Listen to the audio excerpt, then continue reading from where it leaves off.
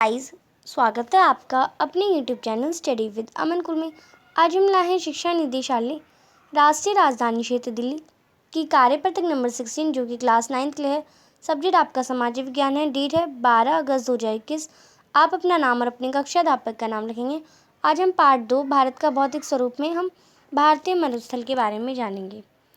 भारतीय मरुस्थल राजस्थान राज्य में अरावली पर्वतमाला के पश्चिम में स्थित गर्म उष्ण मरुस्थल है, यानी बहुत गर्म मरुस्थल है। ये मरुस्थल दो प्रकार के होते हैं, आपको पता है। एक ठंडा होता है, गर्म। ठंडे में आप लद्दाख का ले सकते हैं और गर्म में हमारा थार मरुस्थल है। ये बालू के टिब्बों से ढका एक तरंगित मैदान है। थार मरुस्थल में वार्षिक वर्षा 50 मिलीमीटर, तो यहाँ पे 50 आपको दे रखा है, आप इसमें 150 कर लेंगे। 50 से भी कम होती है, जिस कारण से यहाँ शुष्क जलवायु व नाम मात्र की प्राकृतिक वनस्पति पाई जाती है। इन्हीं विशेषताओं के कारण इसे मरुस्थली के नाम से भी जाना जाता है। तो यहाँ पे आपको थार डेजर्ट यानी भारत की राजनीतिक रेखा मानचित्र पर भारतीय मरुस्थल की स्थिति, ये यहाँ पे आपको जो ब्लैक दिख रहा है वो भारतीय थार मरुस्थल है। थार मरुस्थल का आंतरिक चित्र आपको दे रखा है और बरकान और अर्धचंद्राकार बालू का टीला आपको दिखा रखा है। हालांकि मरुस्थल की चट्टानी संरचना भारत के प्रायद्वीप पठार का ही विस्तार है, फिर भी शुष्क परिस्थितियों व वायु की क्रियाओं व भौतिक अपर्दन के कारण इसकी धरातल विशेषता प्रायद्वीप पठार से भिन्न है। मशरूम रॉक, बालू का टिब्बे, बरकान, ज्यूगेन आदि प्रमुख मरुस्थलीय भूआकृतियाँ हैं। यहाँ पे बरकान, अर्धचंद्राकार बालू का टीला का विस्तार बहुत अधिक क्षेत्र पर होता है। तो यहाँ पे जो आपको इमेज दे रखी है वो आपका बरकान का ही है। लेकिन लंबवत टीले भारत पाकिस्तान सीमा के समूह प्रमुखता में पाए जाते हैं। ढाल के आधार पर थार मरुस्थल को दो भागों में बांटा गया है। उत्तरी भाग यानी इसका ढाल जैसा है, उसके आधार पर थार मरुस्थल को दो भाग में बांटा गया है, उत्तरी भाग और दक्षिणी भाग।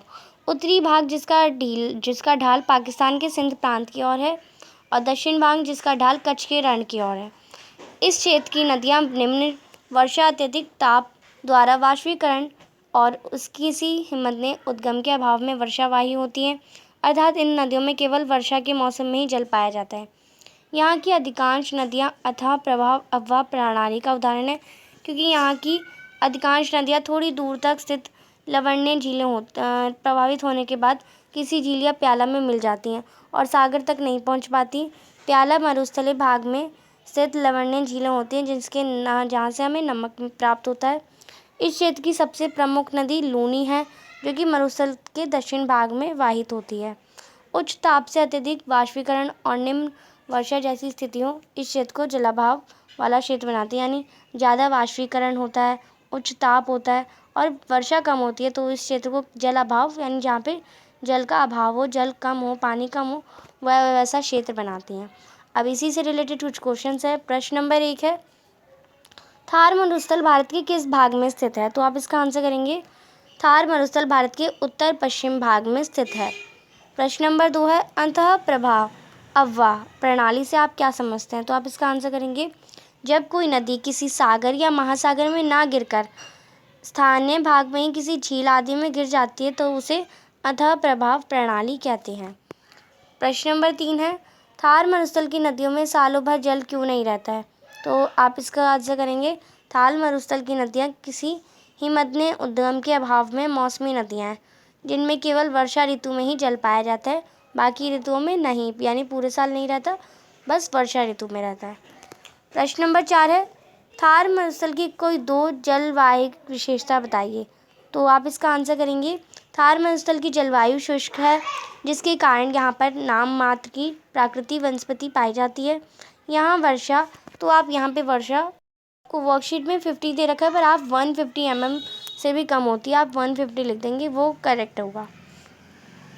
क्वेश्चन नंबर 5 है, थार मरुस्थल किन्हीं दो भुजाकृतियों के नाम बताइए। तो थार मरुस्थल की किन्हीं दो भुजाकृतियों के नाम बताने आपको, तो आप लिखेंगे बरकान और बालू का टिब्बे, ये दो भूआकृतियों के नाम हो जाएंगे।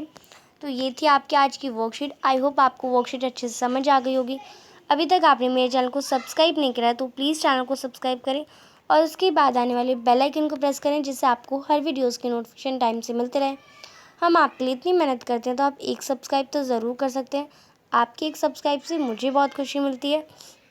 ये वीडियो अच्छी लगी तो अपने दोस्तों के साथ ज़रूर शेयर करिए और वीडियोस को देखिए ज़्यादा से ज़्यादा और इन्जॉय करें हमारे चैनल पे, और हमारी जो यूट्यूब फैमिली है उसे ज़्यादा से ज़्यादा बढ़ाएं। ये वीडियो अच्छी लगी तो इसे लाइक भी ज़रूर करिएगा।